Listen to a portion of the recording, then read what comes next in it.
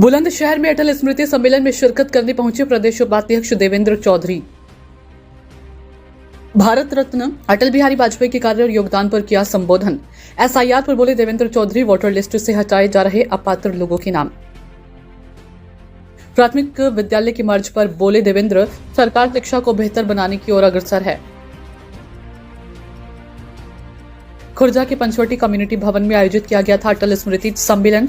अटल जी की जन्म शताब्दी के अवसर पर जो भारतीय जनता पार्टी ने 25 तारीख से लेकर के 31 तारीख तक ये अभियान चलाया है, पूरे देश में अटल जी के स्मृति में इस प्रकार के सम्मेलन चल रहे हैं। आज खुर्जा में भी उसी प्रकार का ये उनकी स्मृति में अटल जी की विचार, अटल जी ने इस देश के लिए क्या क्या किया, ये जन जन तक जाए, सभी कार्यकर्ताओं को उनके बारे में अच्छी से जानकारी हो, इसके लिए भारतीय जनता पार्टी ने ये अभियान चलाया है और पूरा एक सप्ताह तक इस प्रकार के कार्यक्रम चल रहे हैं। सभी विधानसभाओं में इस प्रकार के सम्मेलन चल रहे हैं। पूरे देश की सभी विधानसभाओं में ये सम्मेलन लगभग कल तक संपन्न हो जाएंगे। एक विधायक हैं सपा के हारून रूमी जी, उनका आरोप है कि 2 करोड़ 88 लाख एसआईआर में यहाँ उत्तर प्रदेश में जो मतदाता है उनके वोट काटते हैं।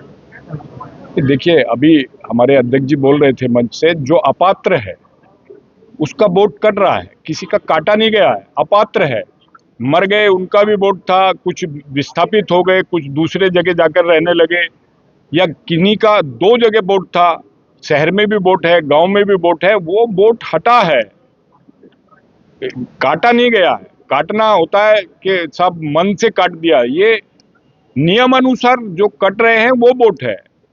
अभी मैं ऐसा नहीं है। संबोधन सुन रहा था सर आपका जी। आप कह रहे थे कि बच्चों को बेहतर शिक्षा मिलनी चाहिए, जब मकान पक्के हो जाएंगे तब ये देश विकसित माना जाएगा। देश भर में लगभग 89,000 स्कूल बंद हो चुके हैं, जिसमें यूपी में 25 से 27,000 प्राथमिक विद्यालय बंद किए गए प्रदेश सरकार द्वारा। तो किस तरह की रणनीति है शिक्षा को उच्च स्तर तक ले जाने की? हमारी हमेशा नीति ये है कि देखिए, कोई बच्चा ऐसा ना रहे गरीब हो या अमीर हो जिसको शिक्षा न मिले, क्योंकि ये मूलभूत संविधान में ये हम लोगों को संविधान ये देता है। संविधान हमारी ये इस देश का संविधान बहुत बड़ा संविधान है। वो ये देता है कि भी सबको शिक्षा मिले, सबको रोजगार मिले, सबको रहने के लिए घर मिले, और उसी का प्रयास सरकार कर रही है। ऐसा नहीं है, सरकार लगातार ये प्रयास कर रही है कि कोई भी ऐसा अशिक्षित न रहे बच्चा, उसके पढ़ने की व्यवस्था हो, उसको पढ़ाई के लिए व्यवस्था करेंगे। जब प्राथमिक विद्यालय बंद नहीं हो रहे, बंद सब चलेंगे। कुछ मर्ज किए गए, 25 से 27,000 बंद नहीं हो रहे, जिनमें ऐसा ना बहुत सारे ऐसा ना, देखिए, एक तहसील में 10 विद्यालय थे, जिसमें 2 ही बच्चे थे, शिक्षक 4 हैं, बच्चे 10 हैं, तो उन कारण से उनको मर्ज किया गया, बंद किसी को नहीं किया गया, बंद किसी को नहीं किया गया, व्यवस्थित किया गया है। जो 25 से 27,000 के बीच का आंकड़ा, सारे के सारे वो ऐसे ही हैं जिनमें शिक्षक अधिक है और छात्र कम है।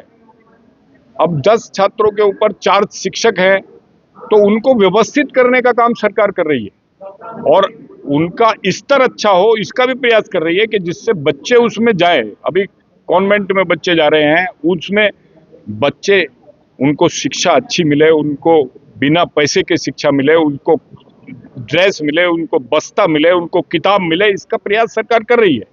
उनका स्तर अच्छा हो, इसका प्रयास कर रही है। तो कुछ स्कूल ऐसे हैं उनको व्यवस्थित किया गया, बंद सरकार कभी नहीं करती स्कूलों को।